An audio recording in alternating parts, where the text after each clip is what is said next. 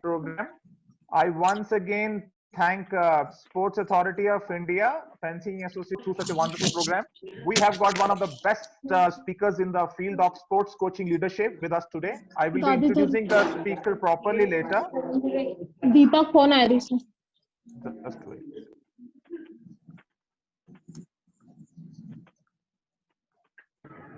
Prasad, if you can unmute all, mute all in fact. I've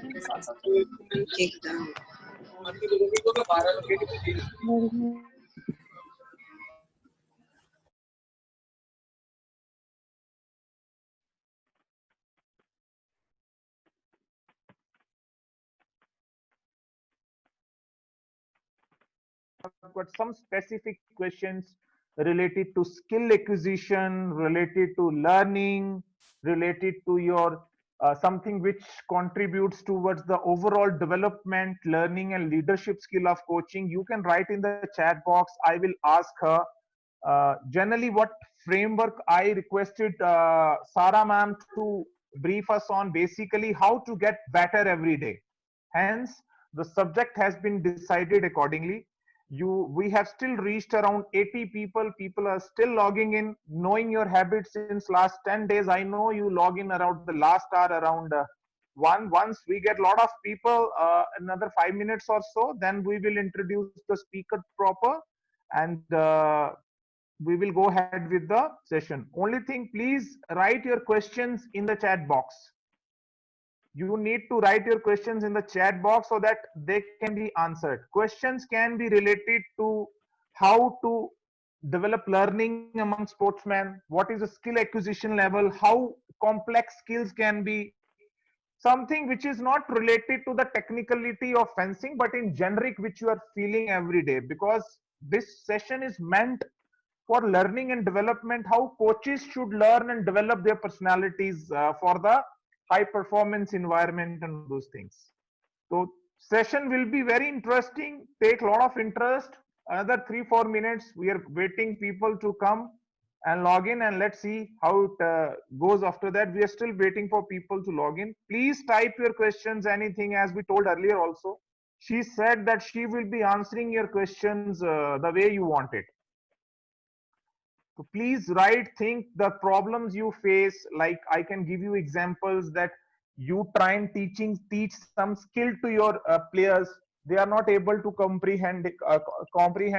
How we should go about it? Like what problems you face in learning, how the learning can be enhanced once you're qualified as a coach from the National Institute, how where you are qualified mostly on the technical matters, how you will enhance your learning. Then these kind of questions you can ask. Please think and ask, ma'am. Another, we are still people logging in. We have reached around 90 people. We are waiting for the people to log in more. Another 5 minutes, I'll let you know as and when most of the people come.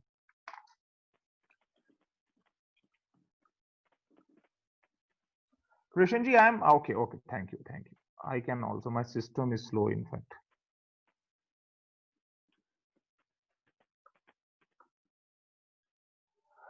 Guys, you are also requested to log in as fast as possible. This is going to be one of the great sessions of your life. This is something, ma'am is going to tell you something which you have not learned till date. And I was also not exposed to it since last year, before I got some valuable lessons from her during my ICECP course. She's very busy person, lot of things on the schedule, but still on my request, she could spare some time. And first time she's interacting with the athletes in India. Although she has been a regular entrepreneur, sports coaching consultant on leadership and many things with the best teams in the world, like Scotland. We have got, she's working with US athletics. She's on the part of the panel of the tutors who teach people during the ICCP under USOPC, United States Olympic and Paralympic Committee. And there's so many achievements I can keep on talking throughout the day.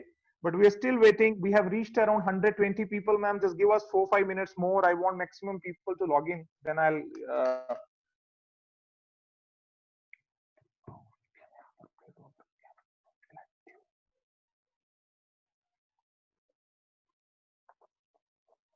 Now questions are popping in. First question came from Charanjit ma'am. She said, "How can we?" Ma'am, I'm just reading out these questions for your. She said, "How can we?" Just a minute. Just a minute. There's some problem in. Just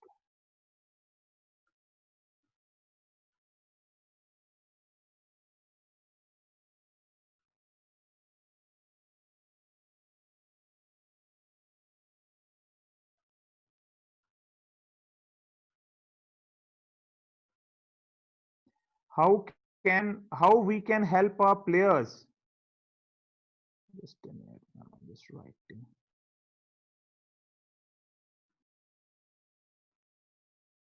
How we can help our players to overcome from plateau, from saturation, ma'am? How we can help our players to overcome saturation in the training? Most of the time she sees ki people get saturated in the training and their learning is stopped. That's what she wanted to mean, that or on certain situations she wants to say, ma'am, that when the player reaches a glory, like he becomes a national champion or he becomes number one in the country, so he gets satisfied. How that hunger should be kept alive in the players to win the higher medals categories than this? This is one question which has come. I am noting it down. I will again remind you. But this is first question came from the Charanjit Kaur. She is one of the coaches of India, ma'am, and one of the people pioneer in the fencing in India. One of the intelligent brain we have in fencing in India, ma'am.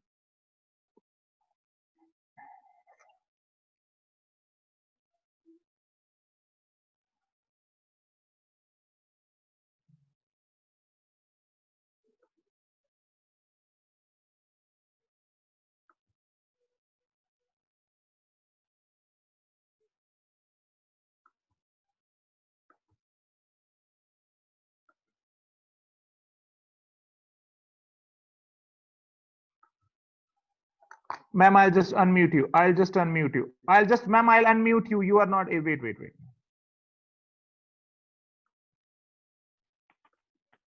Yeah, please. Sorry, ma'am. Just a minute. Yes, go ahead, ma'am. Okay. And it was just to say that the brains that were asking the questions about athlete training are brains that are far better than mine when it comes to fencing and proportions of training. So some of those questions I am not well placed to answer.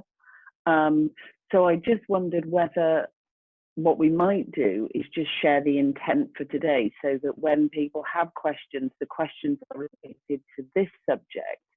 And I will certainly be better placed to answer those questions. As I say, I'm going to steer clear of fencing and planning and periodization and all of those tricky, complex subjects. That I've already told them, ma'am. I told them it is basically on the questions will be on the leadership, skill acquisition, and how one can develop learning. This is basically more of a related to the art of coaching, not science of coaching subjects. Although what you are teaching, it is also science, but for their understanding, I told like that, ma'am. Mm-hmm. Like I got one question for yesterday from somebody that simple and complex skills, what time periodicity and how it should be taught, simple and complex skills to the beginners and intermediate fencers. So these kind of questions I'm getting and writing them, ma'am. Okay, and those are the questions that you may well want to save for a technical fencing expert, because it's probably just worth sharing with your many people who are on this that what I know about fencing you can put on the back of a postage stamp. But there's lots of insight around the coaching process and around learning and development to share. Yes. That's what I've already told them, ma'am. This आप सबको ये बताया जाता है again कि this session is pertaining to the learning and development. Learning and development, as I was telling you so many things since last few days, core values, what is the coaching philosophy, what is the QE, all those stuff, how you should integrate those things into your fencing, which enhances the environment of learning and development. So we have around 200 people, ma'am, reaching. We'll wait for another 2 minutes and then we will hand over to you.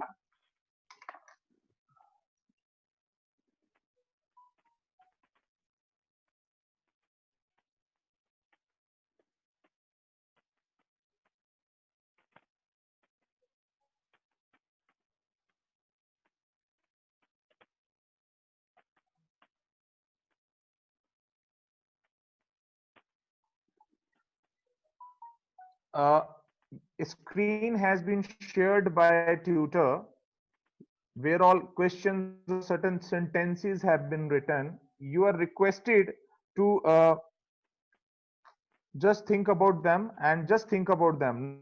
Now we have reached 200, ma'am. I just wanted, no, we will start. Before I start the topic today, all coaches and influencers who are connected today, it's my proud honor to introduce to you Sarah McQuaid. Ma'am has been one of the most, in fact, frontline runner in the sport, in the field of sports consultant. She is a proud director of the ETC. This is one of the company which develops the leadership and other aspects. She will also tell in the coaching consultants. She is work on board with many sports organizations all over the world that I have already shared with you. And today her topic is getting better at getting better. Ma'am, I met ma'am during my ICCP course in United States Olympic Committee, and I was taken by a storm. This is the new way of learning. We think we have learned something now. It only needs to be rehearsed or revised, but she told me how things can be enhanced in learning, even learning and stages. If you acquire a skill, it is not fencing specific, any skill. जब आप किसी को कोई skill सिखाते हैं, if you teach a skill, there is a system to reach and peak and in that skill acquisition. This is one example. Without taking much time, I hand over you to ma'am. Welcome on the behalf of Sports Authority of India, Fencing Association of India, and you are around 220 people watching you. Things is going to be increased. Over to you, ma'am. Thank you, Vikram, and good morning, everybody. Thank you for the opportunity to join you. I hope you're staying safe and well during these really strange times. And I imagine lots of you are now sheltering at home. I imagine lots of you have got quite a lot of time on your hands that you don't particularly have at any other time. And I think this subject is quite well placed given the amount of thinking time that you have. So what I've done here is just ask you a series of questions about how you think about what you do in terms of your coaching. So the focus today is around reflective practice. So what you think about how you do what you do, because I think there's opportunities for you to think differently and get better at what you do. And if you can get better at what you do, there's a domino impact. And the domino impact is on your athletes. If you are better, your athletes are better. They will have better experiences and better outcomes. So the focus of the subject, and Vikram and I have thought a long time about this, is simply this: getting better at getting better. So what I want you to do today is to think quite selfishly about your own practice. So this isn't about your athletes, this is about you. This is about how you do what you do. So if we just think specifically about the goals for today, let me share with you the intent. So I want to think about the foundations for, and the foundations that are required for excellent coaching practice. So what you need to know and do to be unbelievably good.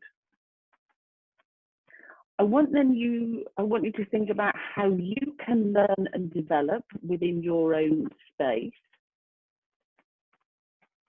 So we'll share with you some tips, some tools, some strategies that you can use to make the most of your fencing environment. And then we'll have a little bit of a think about the role of reflective practice. So this entire thinking process and how you can use that to get better. And finally, the goal is to help you think about what you can do beyond today so that you can take all of this lovely learning into your practice. If you've got questions that are related to reflective practice, around learning and development, around sort of coaching, I'm happy to try and answer those. If you've got any tricky questions about fencing, then I am not the person to be asking those, because I am not a fencing expert. I'm a coaching expert. So let's just sort of move forward. And again, Bikram, I'm going to ask you to monitor the chat box, because I can't see it terribly well. I'll do that. Okay, so let's have a think about excellent coaching practice. And I think the first thing to share with you, and you will know this from your own experiences, when we think about coach learning and development, in the main, all of the time we spent thinking about how to help coaches get better at teaching the sport. So the emphasis was on what we would call the X's and the O's, the technical, the tactical, the physical, the mental. And that's where coach education has spent most of its time, is focusing on what we call the professional knowledge. In the last 10 to 15 years, there has been a real shift, because the thinking now is it doesn't matter how much I know about the sport. If I cannot communicate, then I'm not going to be a great coach. So what we're doing now is spending far more time helping coaches become great communicators, as well as great fencing coaches. And the other piece that is really important here is not just how well I can communicate, but it's how well I know myself and how well I can help myself to get better. Because remember, if I can get better, my athletes will get better. So again, the focus for today is buried in the research. So knowing how to improve my performance is really important. When we think about those expert actions of successful coaches, the research tells us that there is a number of different behaviors. So I'm going to share this list with you, and what I'm going to ask you to do is to look at each of these behaviors and just ask yourself how well you model these. Relationships. Creating a learning climate. So how well do you create the climate that allows your athletes to learn how to fence? How well do you communicate? How well do you organize and manage your coaching sessions? That has a direct impact on the quality of fencing and the quality of learning. Coaching pedagogy are all of the skills that I use to teach the sport. So my explanations, my demonstrations, my ability to observe and analyze and give feedback.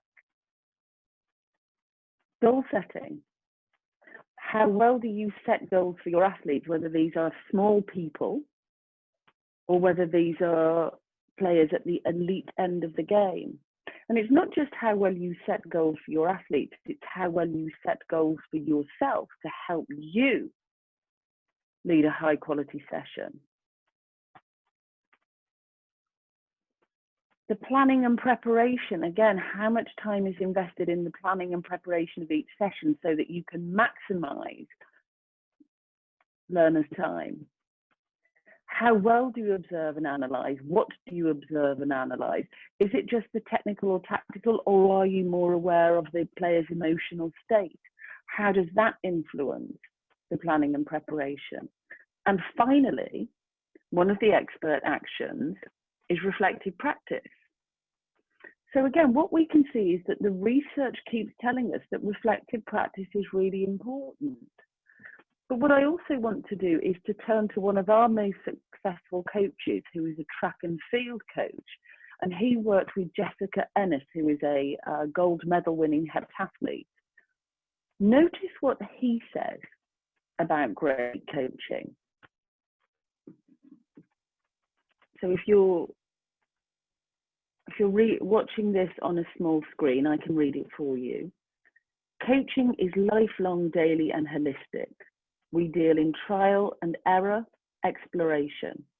It's a continuous testing cycle where our lab conditions are constantly evolving and changing because we deal with people and all of the wonderful, complex, frustrating challenges they bring.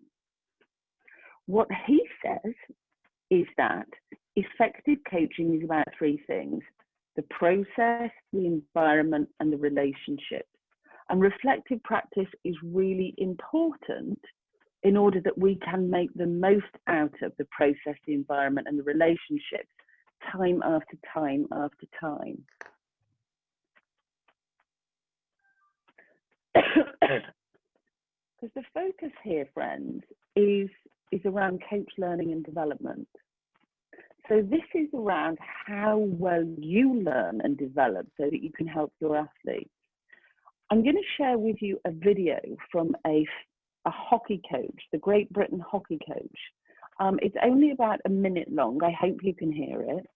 And what I want you to do, and Vikram, if you can just give me a nod on the screen whether you can hear it, is just notice what he says about his learning and development. Notice what he says about reflective practice and how that is positioned in his experiences. Ma'am, before you play, I just, for the understanding of some regional language, I will do it again. Now, Okay. ma'am हमारे लिए great Britain के hockey coach का एक video play कर रही हैं. In this video she wants कि आप सब देखें कि वो रिफ्लेक्टिव प्रैक्टिस जो एक कंसेप्ट है, रिफ्लेक्टिव प्रैक्टिस, उसके बारे में वो क्या कह रही हैं, and try and right that in one line in the chat box. Thank you very much. You can play, ma'am. Okay, well, let's hope it works. Yeah. Can you hear it? Yes, yes. My name is Danny Kerry and I'm the England and Great Britain women's hockey coach. I've been involved since 2005. I never really considered being a manager or a coach when I was playing, and actually I was asked towards the end of my career would I consider going and getting involved with coaching a National League side, and the rest is history really. I'm not sure I've ever felt 100% comfortable being in the skin of a head coach, and I think that's a good place to be. You're constantly reflecting back, projecting forwards, and you're having to deal with the here and now, and it's something that consumes a lot of my waking moments. Some of these athletes I have worked with since 2005, they have literally, along with myself, grown up over those 11 years. Their needs and wants as human beings change, and you have to evolve and change and accept that as well. One of the biggest lessons I've learned is if you can't manage yourself, how can you expect to have an effective working relationship with other athletes, with other staff? And so that ability to self-regulate is key. However, it's absolutely fundamental that you have a passion for what you do. I think keeping my calm in really high-stake scenarios has been my greatest challenge as a coach. So I think you're never the finished article as an athlete or as a coach, and it's something I continue to work hard on. And if you're wondering if he's any good as a coach, yeah, the British women's hockey team won gold in Rio back in 2016. But I think what's really important, if we listen to what one of the most expert coaches says in the game, and the key words that jumped out for me were, he's not 100% comfortable in the skin of a head coach. And I think for me, what that means is that there's always room for him to improve. There's always room in the margins for him to get better at getting better.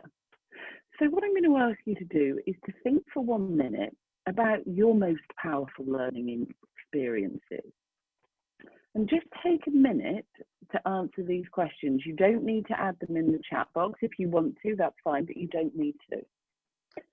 So think about, where did the very best pieces of learning happen for you?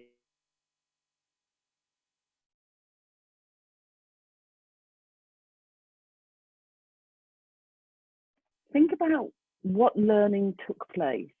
So what was it that happened that has made you a better coach? Think about the process. So how did it happen? Think about whether anybody else was involved. So was somebody helping direct that learning experiences?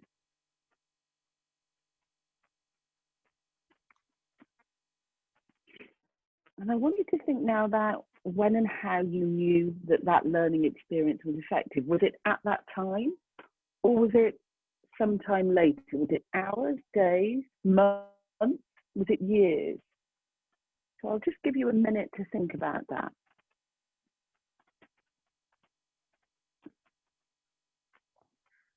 आप सबको 1 minute दिया जा रहा है just to think कि ये जो चीजें 5-6 चीजें हाईलाइट की गई हैं ये आपके साथ कब हुई थी. Please think about it, then the speaker will go head. Thank you, Vikram.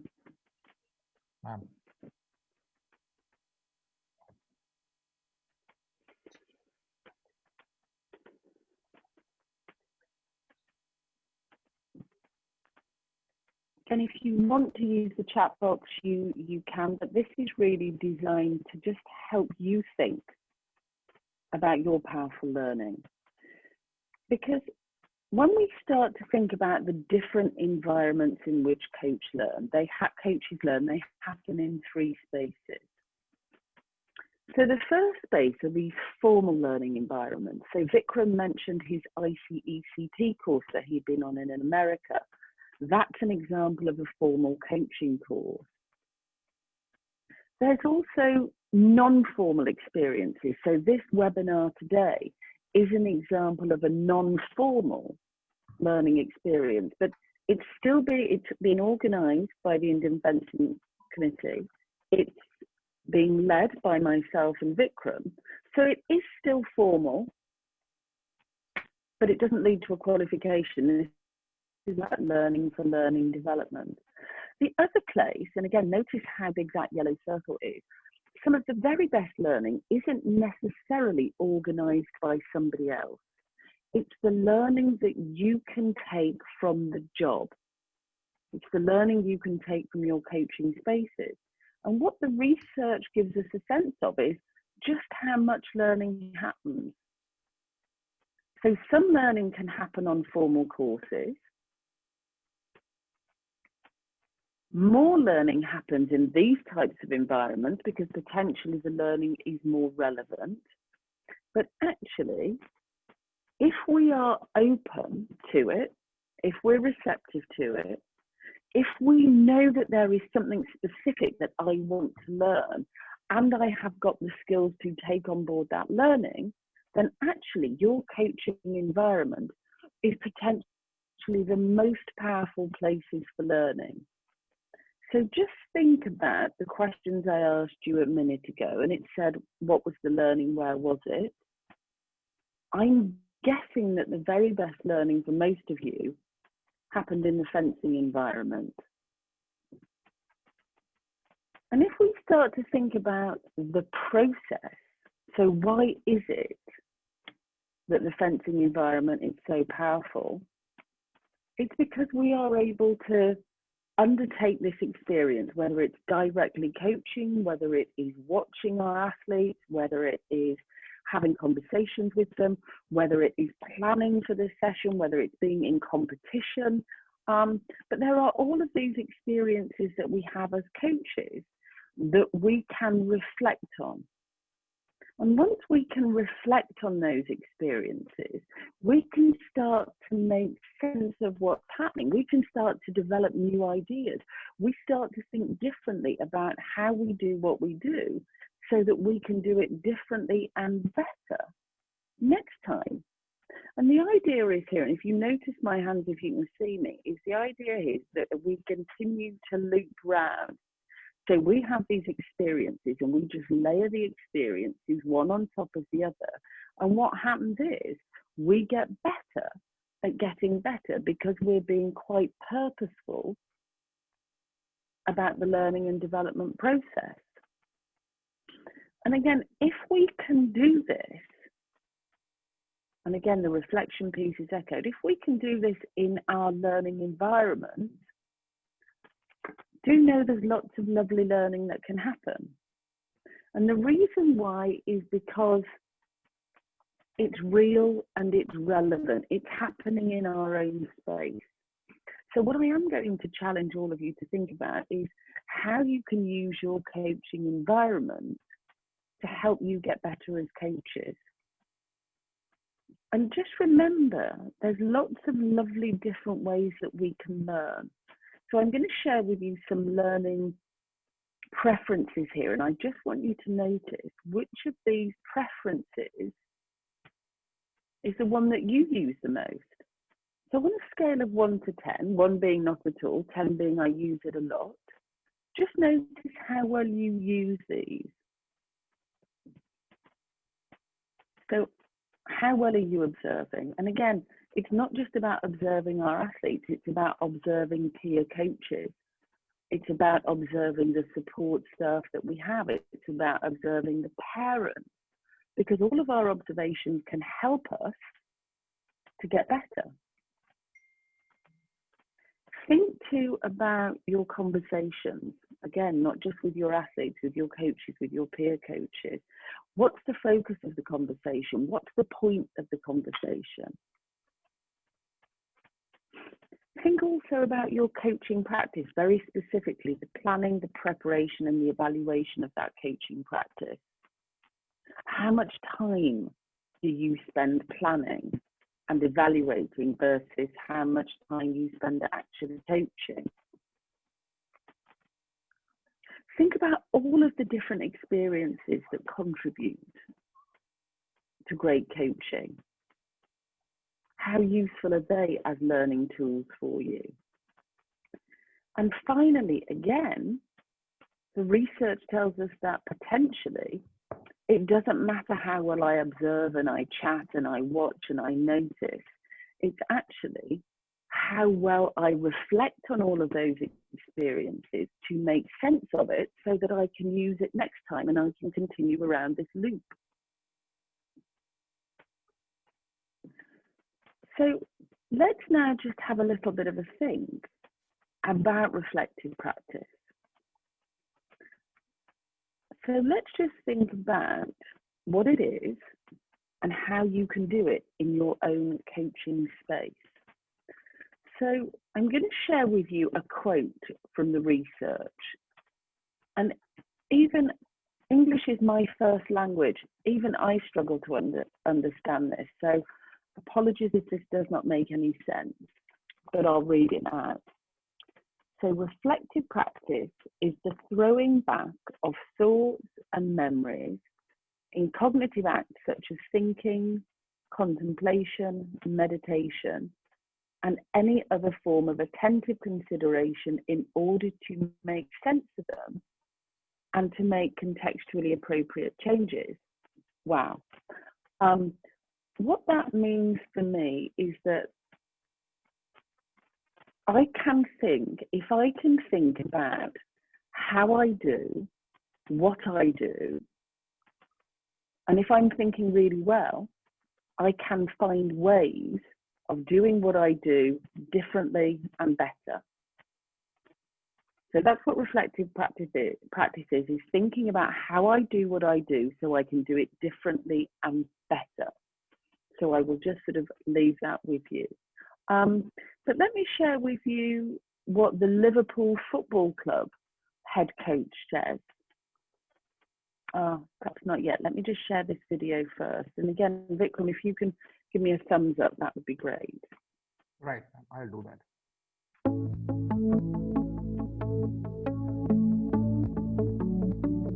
It's there, coming. We know that reflecting upon an experience helps us learn.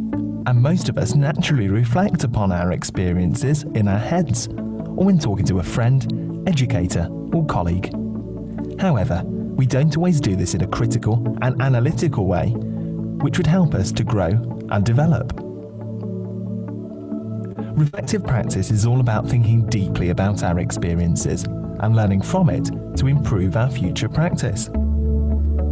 It involves challenging and evaluating our current practice which can sometimes be an uncomfortable experience, to help us to develop. Critical reflection is a learnt skill and something that we need to practice. Reflection takes time, and we need to make time to do it.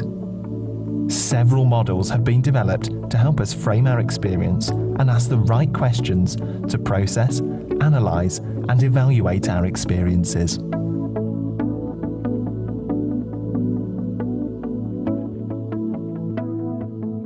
So again, a really simple video that I think makes much better sense than the quote I just shared with you. But it is important to understand what the research is telling us, because it's the research that informs practice. So when we think about what reflection looks like in practice, let me share with you the quote from the Liverpool Football Club coach. This is what he said. No coach ever stops learning. That's what makes the great coaches great. They strive to learn more every day, and they never stop asking questions. So let me just challenge you for a second. Think about how many questions you have asked yourself last week, yesterday, today. Think about how many more questions you are going to ask moving forward so that you can continue to get as much knowledge as you can to develop your skills so that you can develop your athletes. So I just want you to think about the amount of questions that you ask, and I want you to think about how useful those questions are to help you learn and develop. So let me continue on a little bit more, and I just want to talk about the different types of reflection that are there, and then introduce you to a reflective practice process, and then we can jump out to some of those questions. So two different types of reflection that have been sort of identified, or the primary types of reflection that have been identified by a chap called Sean, who is a leading light in this. And he says that reflection happens in action. So this is what happens in the heat of the moment when you are in your coaching, whether that's in planning, delivery, or reflection mode, whether that's practice or competition. It's the decisions that you make at that time while thinking on your feet. And often, particularly as a novice coach, I might find lots of these circumstances a little bit different. They might be a bit odd, and I have to respond in the moment and potentially change the space and change what's happening in terms of the drill or the practice. And actually, sometimes, particularly as a novice coach, if I'm not familiar with what's happening in front of me, I might get caught in the headlights and I might not change anything because I don't know what to do, because I don't have any other frame of reference. But an experienced coach, and many of you will be so experienced, you will see something that's happening in front of you and you'll know instinctively how to change it so that the practice or the competition can get better. So again, reflection in action is what happens in the heat of the moment, and some of you will be very good with that, some of you will struggle. Where the very best learning happens is after the event. So this is what happens, whether it is as I am walking out of the fencing space and back to my home, or whether I am traveling back to my home, but it's what happens afterwards. It's where I take the time to sit down and reflect quite specifically on what happened. And my goal is to explore what worked. So what was it that went really well? What was it that didn't work well? So what are the opportunities for myself to get better as a coach and for my athletes to get better as players. The other question that we need to ask after what went well and what would be even better if is what I will do next time. So what I'm doing then is taking these learning experiences and I am taking them forward so that actually I can use them to help me get better and my players get better. And I think the final question here, so what went well? What would be even better if? What will I do next time? And the final question here is, what will success look like? Because what's really important is that when I am changing my practice, is that I know what needs to happen for it to be really effective. Because if I'm not clear on what success looks like, then how will I know that my reflections are working? So let me just leave those thoughts with you. So in terms of the process itself, let me just share with you, and again, this reflective practice cycle, just one sec. So let me share with you this cycle. So remember, what's sitting at the center of the cycle is the event. Now, the event might be an experience. So it might be something I have planned for, something I'm delivering, something I'm evaluating. It may well be a practice session. It may well be an international competition. It might be a snapshot of one element of one of those events, or it might well be the entire process associated with the planning and preparation and build up to a major competition. But what's sitting at the heart of this self-reflection cycle is something. And my biggest challenge in the first instance is to think about, what was I thinking and feeling at the time? So ask yourself, and this is this kind of gut instinct that we're trying to examine, is what was I feeling?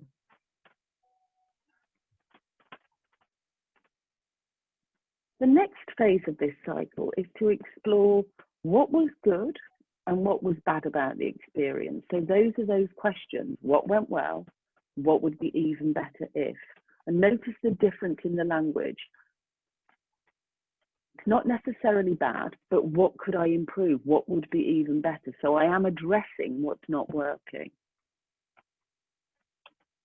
My challenge then, having identified the good stuff and the bad stuff, or the areas for opportunity, is then start to weigh up, well, which elements of these am I going to keep? Which elements of those am I going to throw away?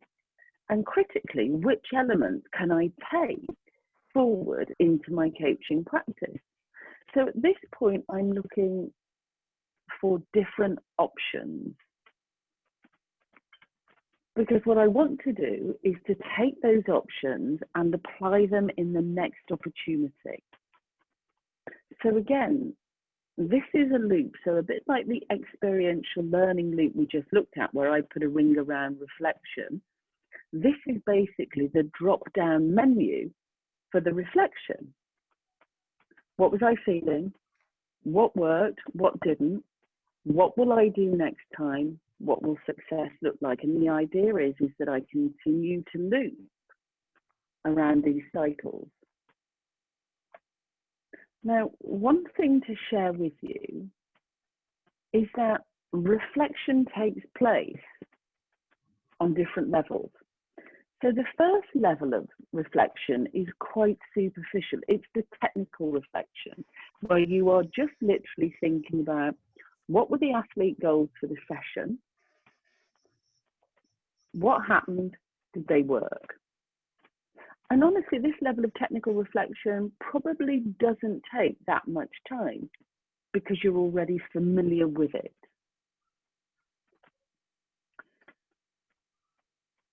What I think is really important is that when we're reflecting about the technical elements of the session, is that we start to think quite purposefully about how and why the objectives were met. So it's not just a simple yes, no, tick or no tick. This is about exploring, was my planning effective? Were the decisions effective? How well did I help the athlete learn? What specifically did I do to help them learn and develop? What could I have done differently to help them learn and develop? So there's a level of practical reflection, and that takes time because we are drilling down to a deeper level. The final level of reflection, and if you imagine an onion and we're just peeling back layer upon layer, is really starting to think about how effectively did my knowledge and skills, how effectively did I apply my knowledge and skills within the session to help the athlete learn? And when we think about how that affected the practice, it's not just whether the athlete learned, it's about looking at the impact of my knowledge and my behavior on the entire environment. So the entire space. And it may not just be about the athlete space. This is everybody who has an interest in the sport of fencing and the athletes that you work with. So again, ask yourself, when you're thinking about reflection, what levels do you reflect at? And I'm going to challenge you to think more deeply about the different levels at which you reflect, and really start to challenge yourself to ask how and why things are happening. So having spent a little bit of time thinking about what excellent coaching looks like, having spent some time thinking about the different environments in which we can learn, what we've now started to think about is what is reflective practice and how you can do it. And the final piece of this jigsaw is to think about how we integrate this into our own practice. So this is where we position it. So if we look at John Wooden, who is one of the most successful American coaches, do know it will take time to create excellence. And this isn't just about athlete excellence, this is about coaching excellence. So do know, if reflective practice is new to you, its impact isn't going to happen overnight. This is going to take months and years for you to commit to reflective practice, for this to be a constant habit, and for you to get better at getting better instinctively.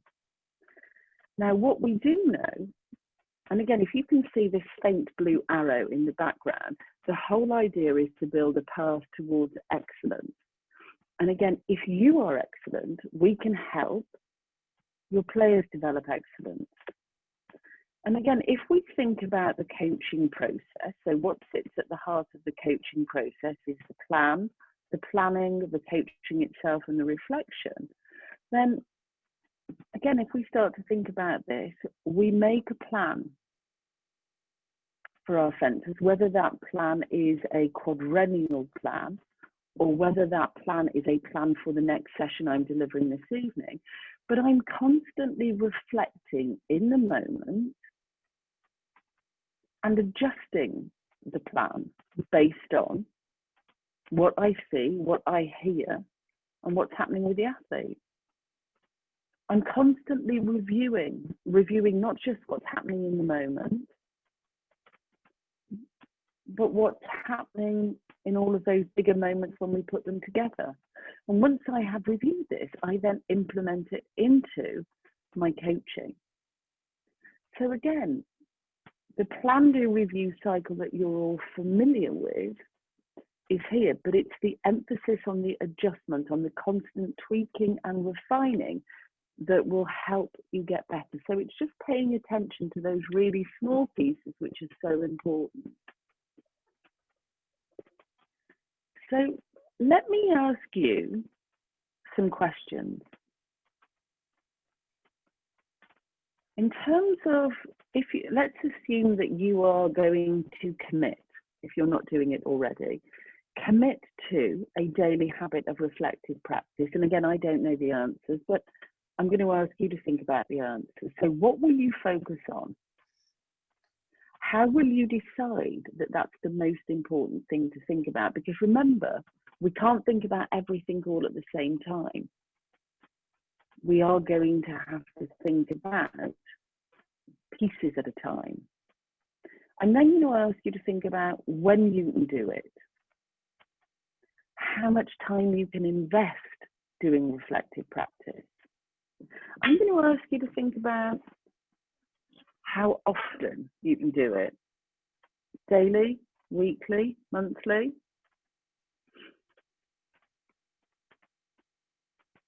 I'm then going to ask you about where you will do reflective practice.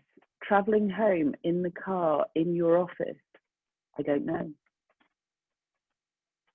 Is there anybody else that can help you undertake this reflective practice? Is there anybody else who can ask the questions or be a sounding board? I'm going to ask you to think about how you will apply all of this lovely learning. And critically, how you know you will have been successful. And again, when we set ourselves a goal to do something, just because we achieve that goal doesn't mean that we're done and we can rest. The final question to think about is then what? So what will you do after that? So take a moment just to reflect on those questions.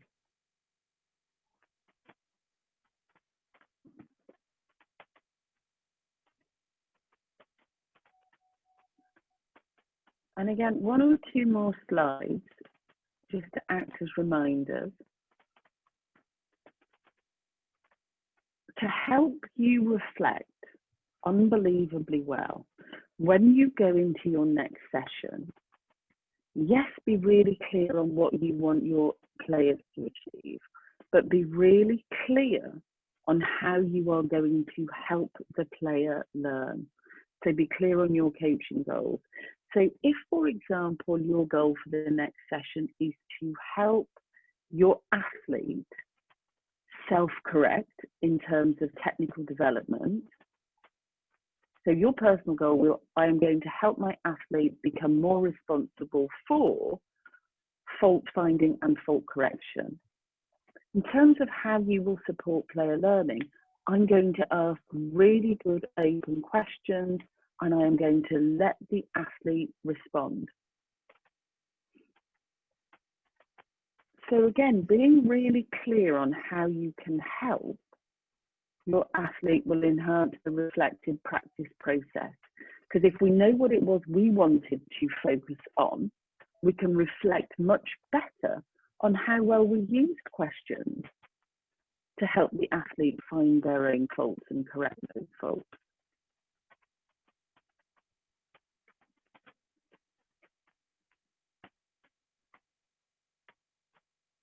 So again, the one piece of advice I can give you to enhance the quality of your reflective practice is to know what you are doing, how you are going to help players learn, and take the time to engage in this reflective practice cycle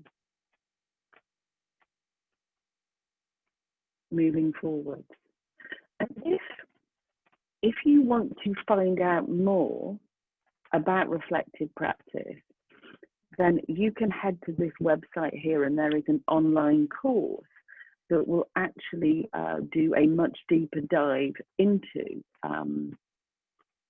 some of the areas that we have discussed today. And I know I have thrown an awful lot at you in the last 50 minutes.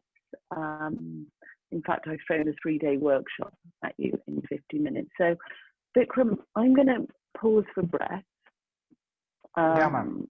Because we've got a few minutes, and see if there are any questions that I can help with. Ma'am, there are a lot many questions I am getting on my personal WhatsApp community. Ma'am, first question people are asking that, is it necessary that coach should have a playing experience of the sport at top level to teach the kids? Or somebody who has played at a very small level can also do that job very efficiently? it's really interesting. If you look at the sport of swimming, there are some elite level coaches who are unbelievably effective, yet they cannot swim. Okay. But then if you look at other sports, for example, golf, to be an elite level golf coach, the Professional Golf Association will require that you have a level of technical competence Okay. as a golfer. And I'm assuming that's so that you can model some of the techniques and you can really sort of understand the requirements of the game. But again, I can't comment about fencing. I don't know what the requirements are for fencing coaches, but what I do know is it doesn't necessarily matter what I know about the sport or how much I know about the sport. If I can't communicate, if I cannot use these really high quality coaching process skills to help players learn, then it doesn't matter how technically expert I am. Okay. So here, you mean to say that what you can be coach of top level, you can be coach of you must have not any playing experience also, until unless you have got an art where you learning and development of skills can be imparted to students, that matters. You should yourself evolve over a period of time to be a good coach. Yeah. I mean, and again, I can be, if we think about traditional examples of coaches. So, you know, in the old days, coaches were very good at telling athletes what to do. Coaches were very good at showing athletes what to do. And were literally operating as instructors of learning. So I will tell you what to do and you will do it. And there is an element of success that's associated with that. But what the research is telling us is that if I can engage the athlete in their own learning and development, so if I can use my really good communication skills to bring them into the environment, the chances are that they will be more motivated to learn, they will be more committed to learn, and that the quality of the learning, because they have some responsibility for it, will be even greater. But that takes some real skills from me to be able to bring the athletes inside that learning experience. Okay, ma'am, another question is that what is the best time when learning takes place? Suppose coach is giving a training to the pupil or student or his athlete. It is being done during the session, post session, or in the reflective practice? That you can answer, ma'am. I think the answer is it depends. For me, it happens at every stage of the process. I don't think there's one stage of the process which is more or less important than another. Ma'am, another question is that how to control thoughts, because our thoughts, so-called thoughts, ma'am, they are the biggest hurdle in our learning and development. How to channelize our thoughts? It is from a coach's point of view also and from athlete's point of view. Analyzing thought for best stuff for the learning and development. Yeah, it's a great question. And I think if I think about the coach's thought processes, there is a danger that my head just starts to run away with me. But if I am really clear in the planning of what it is I want to achieve, how I'm going to help the athlete, how I'm going to structure and organize the session, then I have a very specific framework around which I can build the practice and I can build my thinking process. My biggest challenge then is to ensure that I stay on track, is that I use that really important headspace to not just design the session, but then to constantly evaluate what's happening within it. And as I'm in the moment, I should be continually searching for options and strategies to do it differently and better if appropriate. So I'm hoping that the planning will keep the thinking on piece. And if I find myself wandering off, then I have to have strategies to bring myself back to focus on what's happening in the moment. And again, as coaches, you'll all be familiar with the different strategies that we have to help players control their heads. And it's the same strategies that you would use for you. So there may well be a lot of self-talk to redirect your head back to the plan. Ma'am, there's another very good question. I got it. They say कि you talk about the self-reflection practice, reflective practice during practice, where we have time to evaluate, analyze, and do action accordingly. But how you do that during the competition? I think it's a Sir, really good question. yes. And again, the answer is I can't tell you what to do in competition. All we can do is to give you the tools and skills to be able to think for yourself. And inevitably, sometimes in competition, because it is so intense, there's little room for some of that quality reflection process that goes on. And it may well be that we just capture words and thoughts that we can use to reflect on afterwards.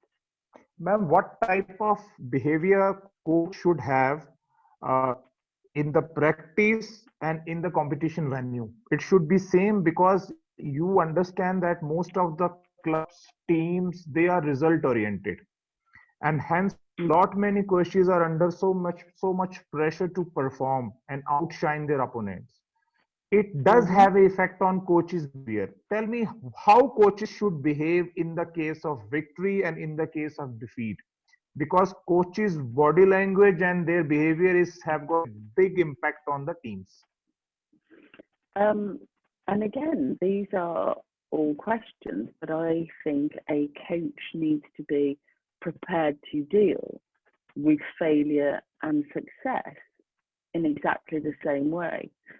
And again, coaches at any level are professional coaches, and I would expect them to be able to respond professionally to success and failure. And what's really important is that their body language and the tone and tenor of the language they use and the words they use are very telling and can have a lasting impact, not just on their own athletes, but on their opponents. And what I would ask coaches to think about is, what's the impression you want the sport to have of you? So if the sport is going to think about you as a coach, what do you want them to say about you? And I would imagine all of us would want the sport to describe us in very positive terms about our professional manner and our attitude. And if we Thank you. know the impression that we want to leave, then I think we can cultivate that. Thank you very much, ma'am. It is a wonderful answer. I just another so many questions. That's why I'm just interfering in between. Ma'am, you said about the communication. There's a question which says that communication should be individual specific or it should be team specific, or it can be a combination of both. If it is a combination of both, what all situations should be done? Again, I mean, the answer to every question will be, it depends. Because what I don't know about any of you is you. I don't know who you are. I don't know what knowledge, skills, qualities you have. I don't know what space that you work in. I don't know the athletes you work with. I don't know the resources, the equipment. I know nothing about you. All I can do is to equip you with some of this insight so that you can take this and apply what you feel is most relevant to help you get better at getting better. So I can give you some very generic answers, but it's up to you to think about, well, how do I make those answers really meaningful for my coaching environment? So No, I ma'am, think that's the challenge. ma'am, as you gave you was introduced us to one of the very beautiful topic called reflective practice. Now, this suppose coach is new to this concept. We may be doing in our culture in some other form. You call it a meditation or lesson learned or thinking. Just tell me one thing, ma'am. It is reflective practice is something in if you have to describe it in one line, what it should be. It is what you learn and implement. It is just like a you do a skill to perfect it. It is a system of perfection or it is a process of perfection. And second question, which is related to that, if you are not aware about reflective practice, can you organize a complete session for the team together to make them think what have gone through session?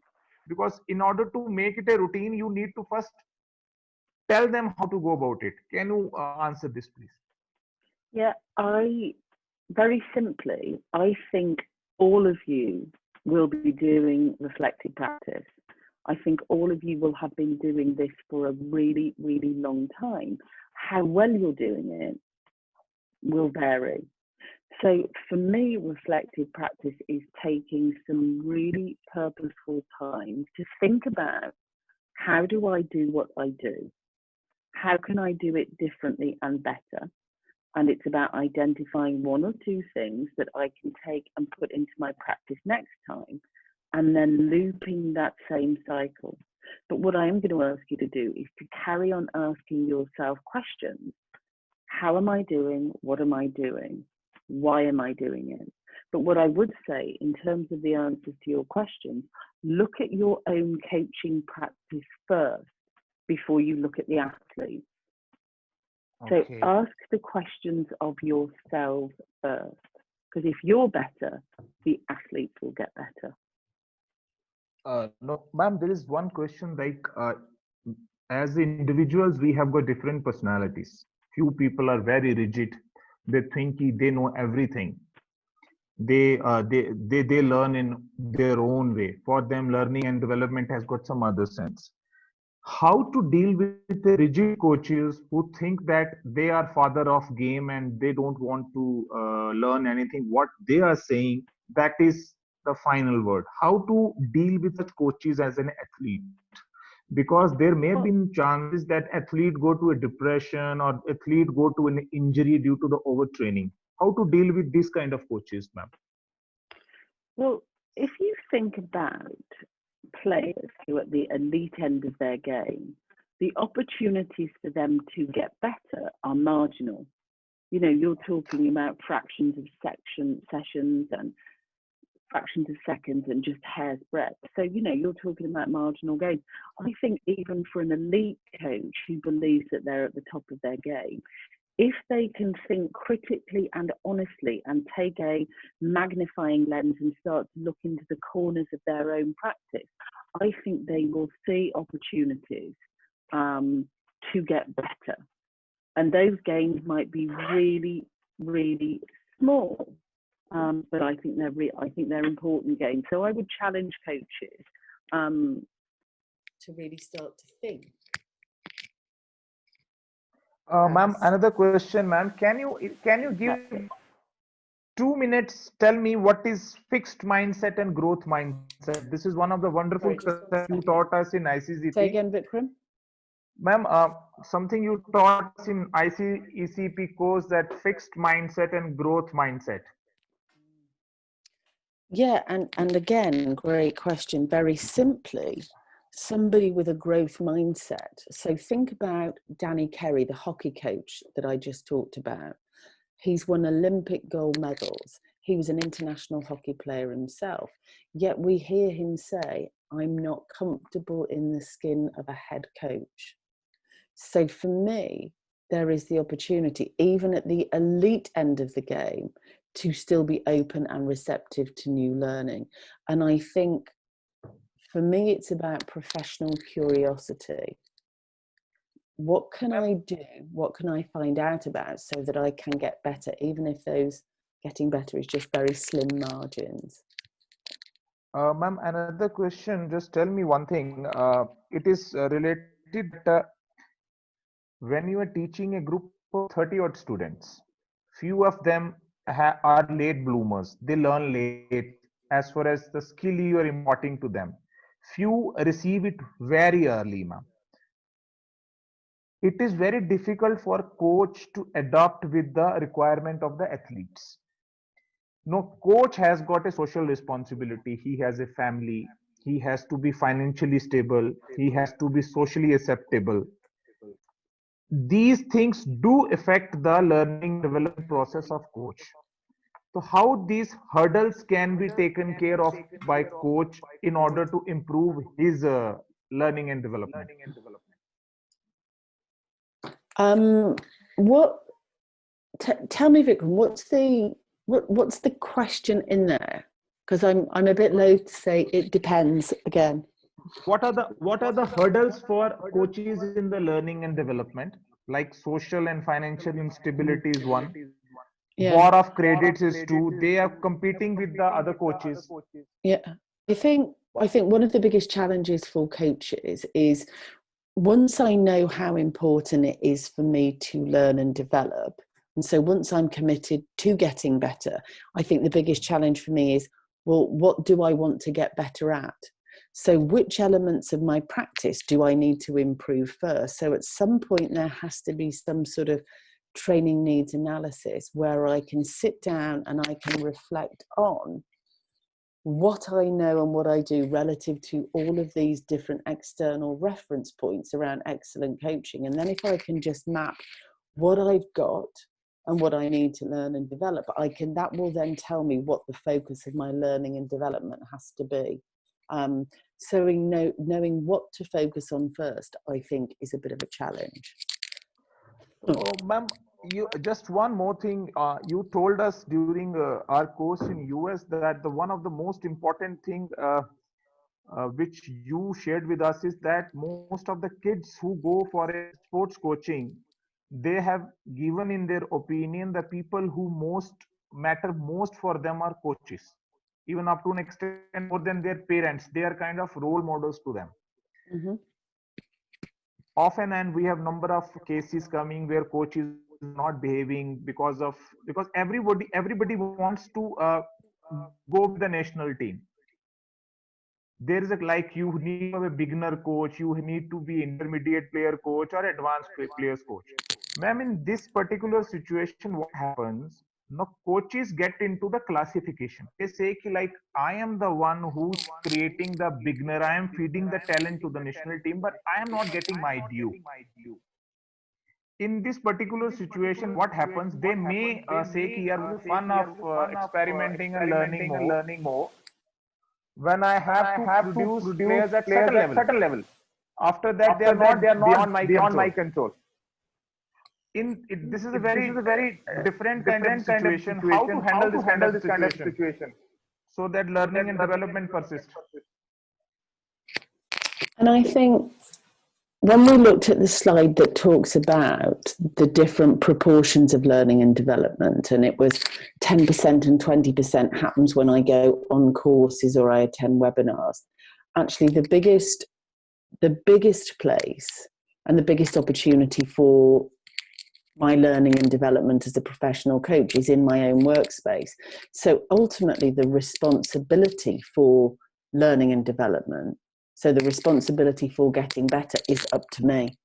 It's my responsibility as a coach to build in time to develop my knowledge and skills, as well as developing the knowledge and skills of my athletes. So it's my job. No, ma'am, coach. Most of the coaches know what to teach. This is for everybody, ma'am. If you have, he has got 3 students, he knows that what to teach to all 30 students. But how to teach to all these 30 students? It needs to be developed through reflective practice, or what? Can you elaborate on that, please?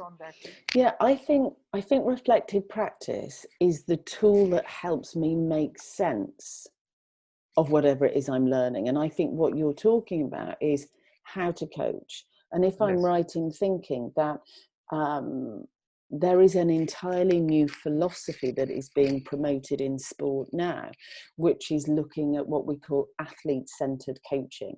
So there is a shift away from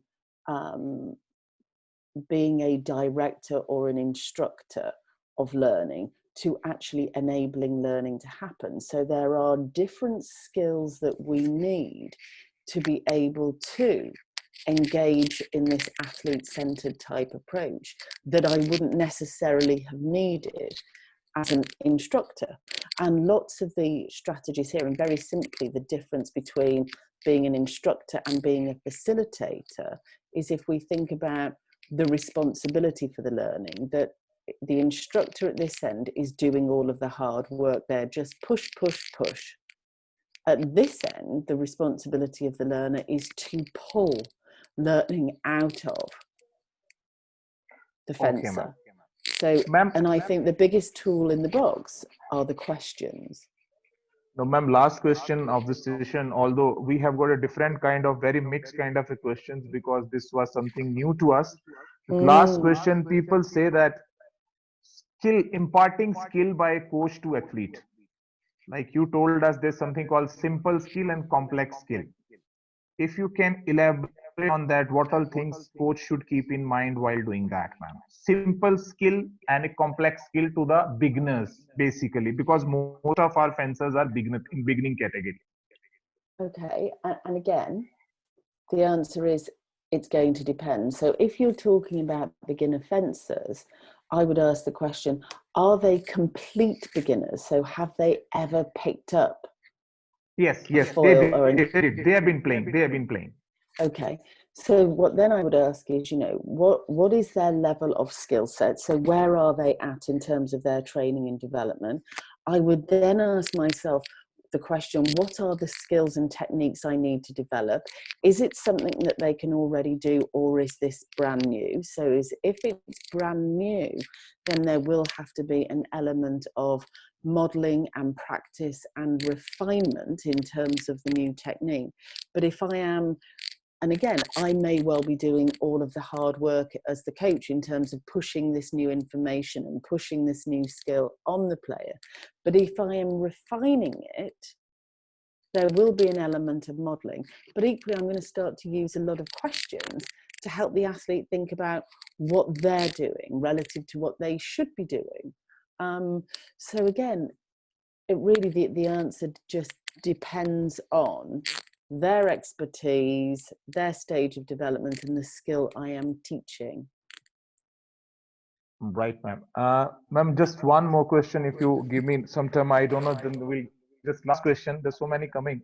Ma'am, what is the one last word you can say from your side to the coaches that if it is this topic is new to them, how they should go through it to implement them in their training? Because I know this is something new we have come, and most of them may have understood very little of it.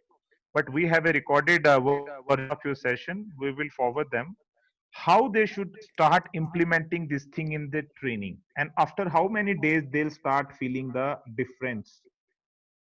So the first thing I would say, and I've stolen this from my friends at tennis, is if you are going to start reflective practice, the first thing you need to do is, once you've identified your athlete goals, is clearly state how you will support player learning. So that's a slight change. So go into your session with two sets of goals, one for your athletes, one for you. And then at the end of the session, build in some purposeful time to explore, relative to your personal goals first, what went well, what would be even better, what you will do next time, and critically, how you will know you've been successful.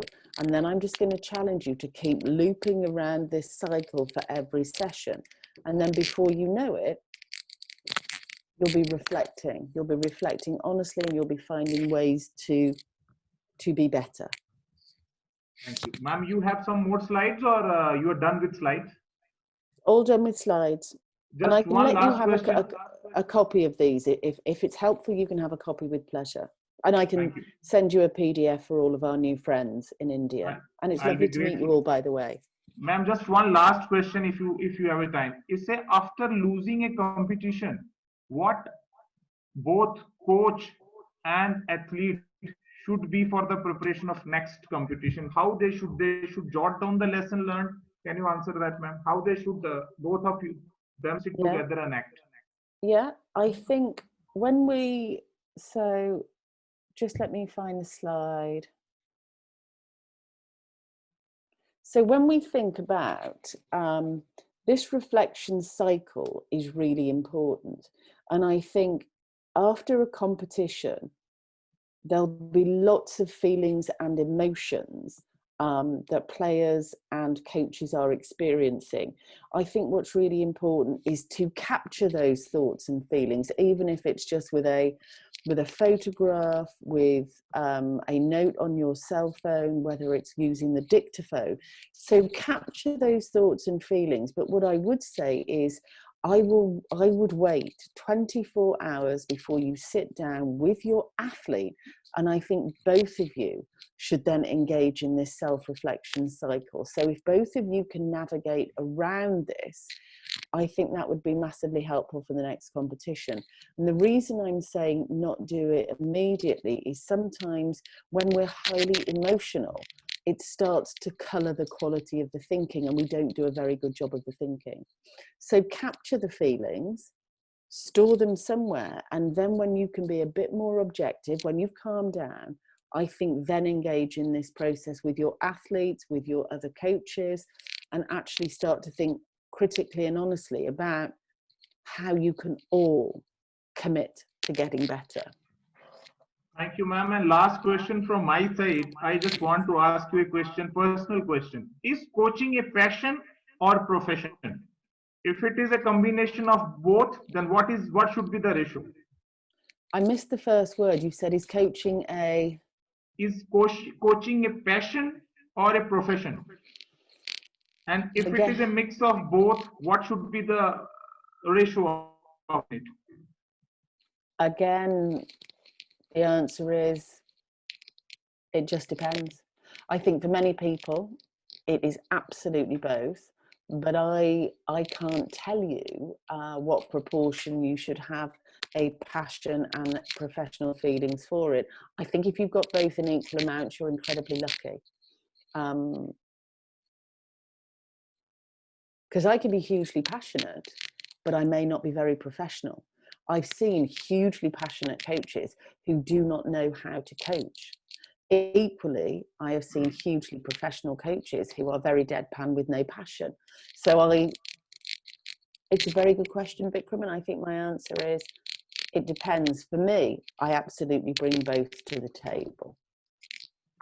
Thank you very much, ma'am, for this wonderful and the new experience of learning. I know it will take some time to sink in, because most of our coaches are new to this. They may be doing it in their own way, but getting into a systematic system, it will take them some time. I am very thankful to you. I know you are very busy and you have been coaching all over, but like my tutor, you kept my word and spared some time. And we have got representatives from Sports Authority of India and Fencing Association of India also watching this, ma'am. Thank you very much. And if things go well, we will try and get you in India for the longer version of it. I would be, the minute they relax the rules and allow people to move. But in the meantime, Vikram, I just want to say thank you very much for the opportunity to just meet you all. And I just want to say, please stay safe, please stay well, and be sensible. And be kind. Most importantly, be kind. Thank you very much, ma'am. Thank you very much. Please take care of you. Greetings from the complete sports fraternity of India on the behalf of Sports Authority of India and Fencing Association of India. Thank you very much. Take care. Not a problem. You're very welcome.